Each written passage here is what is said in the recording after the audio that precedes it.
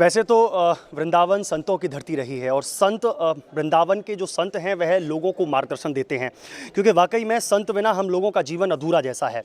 संत ही हमको प्रभु से मिलाते हैं और संतों के द्वारा ही हम भक्तिमय हो पाते हैं। तो आज हमारे साथ ऐसे ही महंत रूपेंद्र प्रकाश जी हमारे साथ इस समय मौजूद हैं। चर्चाएं करेंगे क्योंकि कुंभ मेला आ रहा है और कुंभ मेले को लेकर संतों में और खासकर लोगों में बड़ा उत्साह है, क्योंकि कुंभ मेले में लाखों की संख्या में श्रद्धालु दर्शन करने के लिए आएंगे और कुंभ मेले का आनंद लेंगे।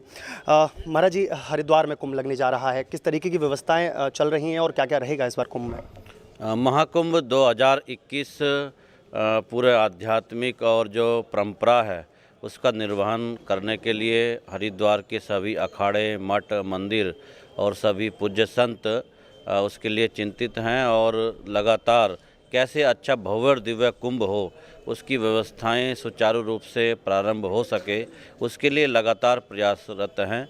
हमारी उत्तराखंड सरकार भी इस विषय को लेकर बहुत गंभीर है और लगातार हमारे मुख्यमंत्री श्री त्रिवेंद्र सिंह रावत और शहरी मंत्री श्री मदन कौशिक जी जो मेला प्रभारी हैं, लगातार संतों के बीच बैठकर कैसे भव्य दिव्य कुंभ कोविड-19 की गाइडलाइन के अनुसार हो और कोविड के जो नियम है उसका पालन करते हुए अच्छा कुंभ हो, इसके लिए प्रयत्नशील हैं।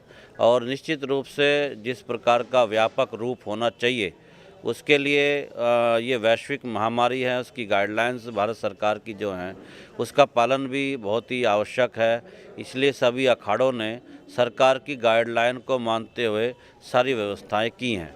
महाराज जी, जो हरिद्वार का जो कुंभ लगाया जाता है उसका महत्व क्या है? अगर जो लोग हैं, काफ़ी लोग तो जानते हैं केवल कुंभ के नाम से, बाकी के उन लोगों को महत्व नहीं पता है कि उस कुंभ का महत्व क्या है। महाकुंभ ये भारतवर्ष में 4 स्थानों पर होता है, उसमें से हरिद्वार, उज्जैन, नासिक और प्रयागराज। ऐसा मान्यता है कि जब दैत्य और राक्षसों में युद्ध हुआ, मंथन के बाद जो और अमृत कलश प्राप्त हुआ, उस अमृत कलश को लेकर जो रस्साकसी हुई, उसके बाद जहाँ 4 स्थानों पर बूंदें पड़ी उन स्थानों पर कुंभ भरता है। उसके लिए कोई चिट्ठी पत्री ऐसा कुछ भी नहीं, केवल 12 वर्ष में कुंभ होता है तो उसकी सूचना पूरे हिंदू समाज को रहती है।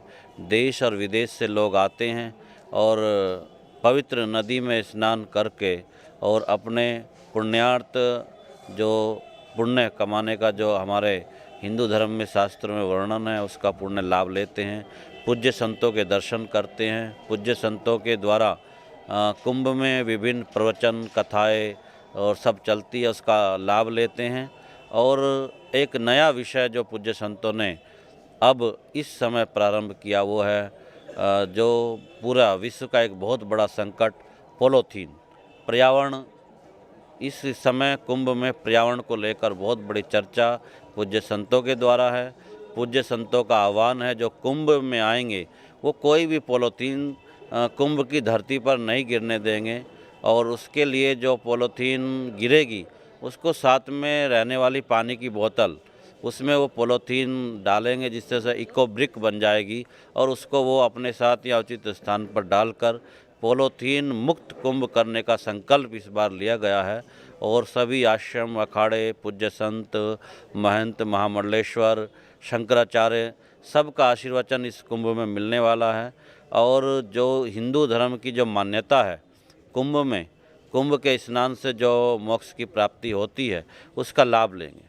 महाराज श्री, अब की बार क्योंकि कोविड-19 है, कोविड-19 को देखकर सरकारी गाइडलाइंस भी हैं, इसके साथ में क्या संतों में अभी जो वहाँ पे अखाड़े जो लगने जा रहे हैं उसमें कुछ कमी दिखाई देगी? क्योंकि देखिए कुंभ एकदम से ये जो महामारी आई है इसकी वजह से काफ़ी लोग त्रस्त हैं अभी। जी, निश्चित रूप से कोविड-19 की गाइडलाइन जो भारत सरकार ने निश्चित की है उसका पालन सुनिश्चित करने के लिए सब अखाड़ों संतों ने बहुत सीमित मात्रा में कार्यक्रम को करने का तय किया है। अगर वैक्सीन लग गई या कोरोना महामारी का प्रकोप समाप्त हो गया तो फिर भव्य और दिव्य स्वरूप अधिक संख्या में आएगा। तो कोविड की जब तक गाइडलाइन सरकार की उसका हम सुनिश्चित पालन करेंगे।